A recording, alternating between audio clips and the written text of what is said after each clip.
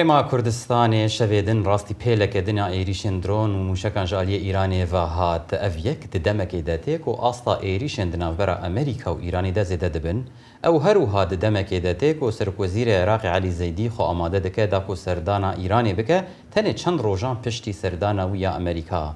Bo zanyayên zêdetir li ser rewşa Herêma Kurdistanê û nûtirîn pêşhatan em diçin cem Peyamnêr Sinûr Kerîm li bajarê Silêmaniyê. Sinûr tu bi xêr hatî, çi agahiyên dawî û nû li cem te hene؟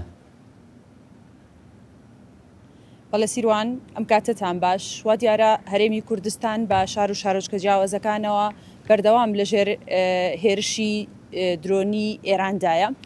ئەگەر باسی هەولێری پایتەخت بکەین شەوی ڕابردوو چەند هێرشێکی درۆنی کرانە سەر پایتەختی هەرێمی کوردستان، بەڵام لەلایەن فڕۆکەی لەلایەن سیستم بەرگری هاوپەیمانانەوە بێگومان هێرشەکان پوچەڵ کرانەوە لە ناوچەی دووکان کە ئەشکەوتی جاسەنە هەیەکێکە لە ئەشکەوتە مێژوویەکان لە نزیک سنووری پارێزگای سلێمانی. شەوی ڕابردوو درۆن هێرشی کردوتە سەر ئەو ئەشکەوتە کە ئەشکەوتێکی چۆڵە تا ئێستا نازانرێ هۆکاری هێرشەکە بۆ سەر ئەو ئەشکەوتە چییە لە ڕاستیدا، بۆیە جگەلەوەی کە کەمێک زەرروزیانی بە شوێنەکە گەیاندووە هیچ زەرێکی گیانی نەبووە. لە ناوچەی سۆران دوو هێرشی درۆنی سەر لە بەیانی ئەمڕۆ کراوەتە سەر ئەو ناوچەیەش پێم وابێ بەشێک لە گروپە هێزە کوردی ڕۆژهەڵاتیەکان بنکە و بارەگەیان لە سنووری سۆران هەیە پێدەچێ هێرشەکە بۆ سەر ئەوان بوو بێت.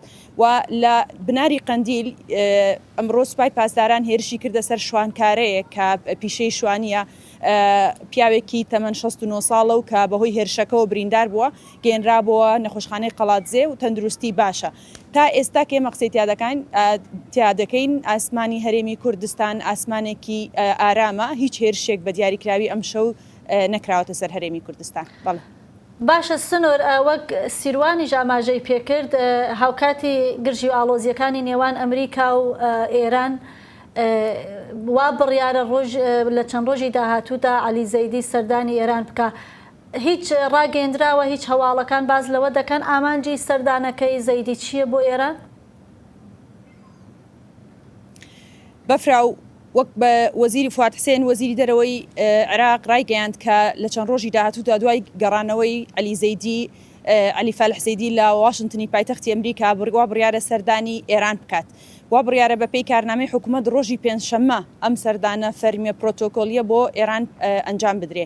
هەتا ئێستا هیچ بەرپرسێکی فەرمی لەسەر ناوەڕۆکی و یاخود ئەجێندای سەردانەکە ڕوونکردنەوەی نەداوە، بەڵام چاودێرانی سیاسی ئاماژە بە چەند خاڵێک دەکەن کە وەک ئامانجی سەردانەکە دیاریان کردو. یەکێک لەوانە پێدەچێت بۆ ڕاگررتنی باڵانسی سیاسی عێراق بێ، لەبەرەوەی کە لە دوای سەردانەکەی زەیدی بۆ ئەمریکا پێدەچێت هێزە شیعەکانی نزیک لە ئێران جۆرێک لە تووڕێی یاخود شەقامی عێراقی ئەوانەی کە نزیکیە ئەو گروپانەی کە نزیک ئێرانن جۆرێک لە تووڕێیان هەبێ. بۆیە بۆ ڕاگررتنی باڵانسی سیاسی و دروستنەبوونی کێشەی ناوخۆیی ململانەی ناوخۆیی یاخود هەڵنەگیرسانی شەڕی ناوخۆیی پێدەچێت بۆ ئارامکردنەوەی دۆخەکایەکێک لە تەوەرەکانێکێک لە ئەمانجە سەردانەکان ئەمە بێت. هۆکارێکی تر کە باسکراوە ئەمڕۆ بەشێک لە ڕاگەیەنەکانی نزیک لە عێراق بڵاویان کردەوە کە ئامانجێکی ترەوەی پێدەچێت هەڵگری پەیامێکی سیاسی واشنتن بێ بۆ ئێران، واتە عەلی زەیدی ببێتە کەسێک کە ڕۆڵی ناوەندگیر لە نێوانە و دەوڵەتە بگەڕێەوە کۆمەڵێک پەیامی سیاسی لەگەڵ خۆیدا هەڵگرت بێ.